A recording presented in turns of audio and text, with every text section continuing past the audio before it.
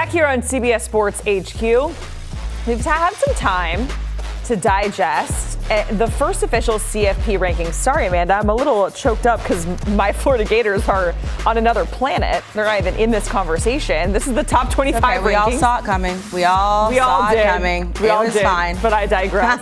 Ohio State, number 1. Indiana, number 2, followed by Texas A&M, and then Alabama. Is so weird. What, you think Indiana should be number 1? No, just like I refuse to pay attention to A&M because I still feel like they were in the Big 12, we were in the Big 12, and now we're on the. I just don't like them. Well, now you're both in the SEC, so I know. Your Sooners, they're in there, number 12, behind Texas. How do you feel about that? I'm happy that we beat Tennessee. I hate being next to Texas in anything. So that also pisses right there, me off. buddy, right? Remember, the first 4 in the field, they're going to get the first round buys. And we're going to do some blind rankings with the one and only Tom Fornelli and the one and only Bud Elliott. Guys, great to see you. So we're going to show you 2 resumes side by side. You're not going to know the team. You're not going to know the ranking. We're going to quickly have you guess which teams they are, which is ranked higher. And then we'll do the big reveal and we'll get into the conversation for said team. So let's start with 2 7-2 teams here back to back. The strength of schedule, one is at 14, the one is at 24. So Bud Elliott, I will give you first word. What teams do you think you're looking at here? Ooh, so I think we have a Miami for sure. And then Texas? Okay, is that your final answer? That was my final answer. Okay, Tom, what do you think? Well, I knew one of them was Miami, and Notre Dame, the other one.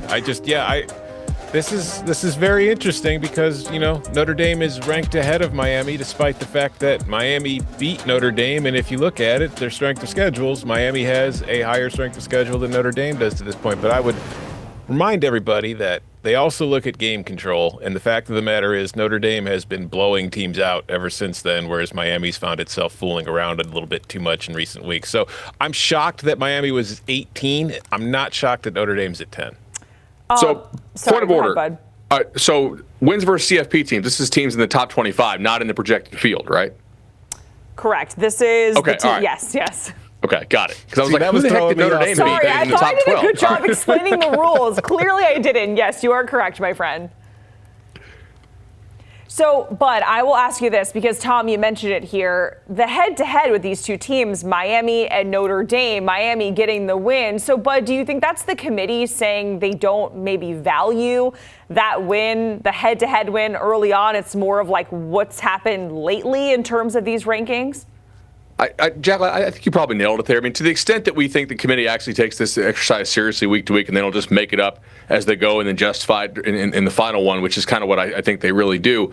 I'm a little surprised, though, that they had this size of a gap. I think if you're Notre Dame, you're only getting in if you finish the year undefeated down the stretch. And I think you could rise up the rankings simply by virtue of other teams falling as they lose around you. So to have this size of gap, that was a bit surprising, man. I know none of us had Miami in our top 12 yesterday on the CBS Sports Network Cover 3 Hour, except for Chip, who actually had him 12. But I don't think many of us saw this size of a gap coming. And, Tom, do you think Miami is done? Like, are they completely out of it, or is there anything that they can do down the stretch here to get them back into that top 12 conversation? I don't like their chances by the fact that they are 18th and they're behind so many other ACC teams, let alone everybody else in the rankings. But I do think they can get in if they win out and they get plenty of chaos elsewhere. Like, I think they need the rest of the Big 12 to fall apart. I think they need a few of these ACC teams to fall apart. I think it would be very beneficial if Notre Dame lost a game for them, but still finished 9-3, so it was a good boost to their resume. And if Texas and Oklahoma, some of those other SEC teams hanging around the periphery, dropped a few games. Now, that's a lot that they need to go their way, so I don't think their odds are strong, but I do think there's a chance because a 10-2 Miami with wins over Notre Dame and South Florida at the end of the year and possibly a Pitt win that could look pretty good by then. I think that they would have a very good case for the at-large. It's just they need a lot of help. Yeah, and it starts November 8th with Syracuse, so we'll see what Miami can do down the stretch. So that was the first blind ranking with Miami and Notre Dame. So let's get to blind ranking number 2. Team A sitting at 8-1, Team B sitting at 7-1. So, Tom, kick us off. Who do you think these teams are? Oh, man. I am going to guess that Team A is Texas Tech. And I'm going to guess that Team B, oh, man, is that Oregon? Bud, what do you think? Ooh, I think, one I thought was Oregon, the other one Texas Tech. That's what I'm going to go with, yeah. I think so. Okay, you're half right. It's Texas Tech Oh. and Louisville. Okay. So, Bud, what made you go Oregon, and why are you so shocked that it's Louisville behind the blind ranking here?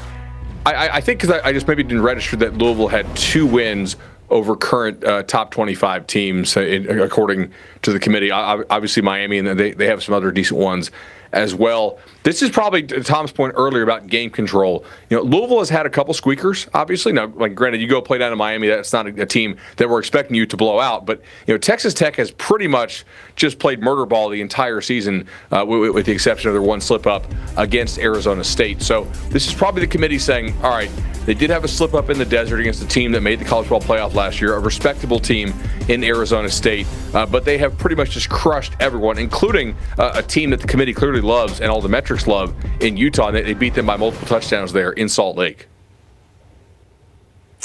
And Tom, I'll come to here for this one. So on the Texas Tech side of things, it's feeling like the Big 12 is going to be a one-bid team here. So Texas Tech, they have this huge matchup this weekend against BYU. So how much room for error do they have? Do they have to win this weekend? Do they have to win the Big 12 in order to get in? How do you see it all shaking out for Texas Tech?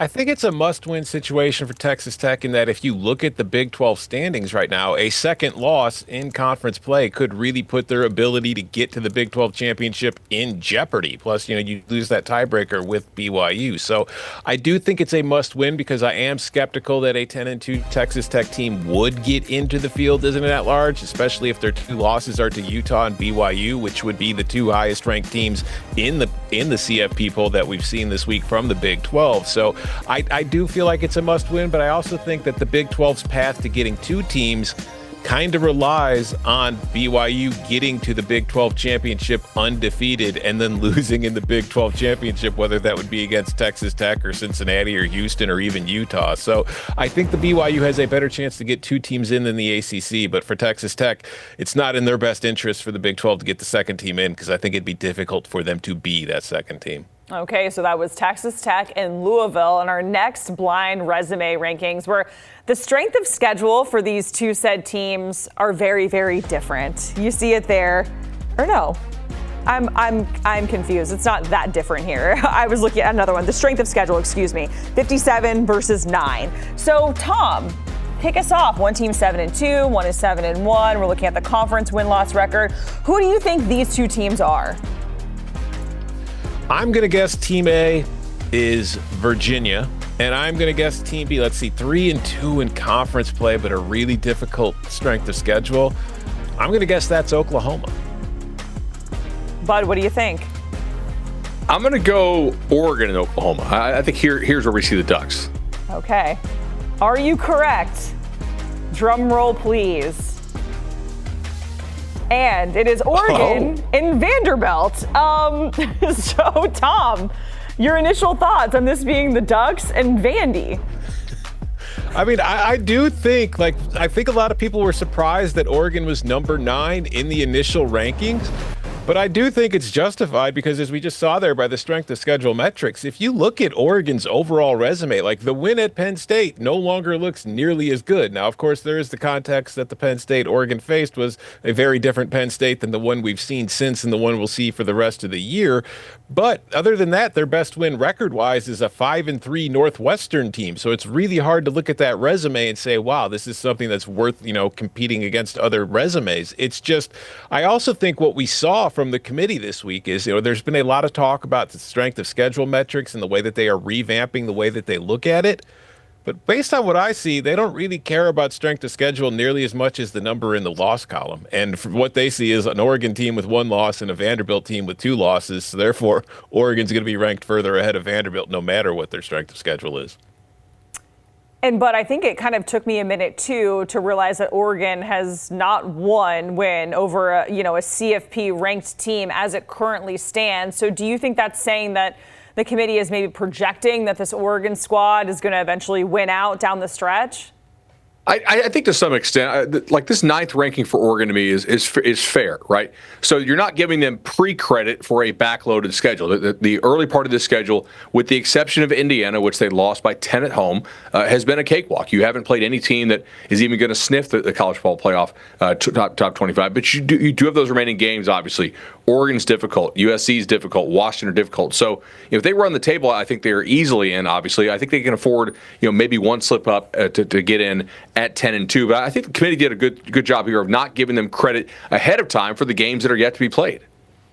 Bud, Tom, we certainly appreciate it. And I know this is just the first of many, many conversations that we're going to have dissecting the CFP projections and all the rankings. By the way, you can hear the guys alongside Chip Patterson and Danny Cannell on the Cover 3 podcast. Big game breakdown episode that is in your feed right now. You can watch by scanning that QR code on your screen.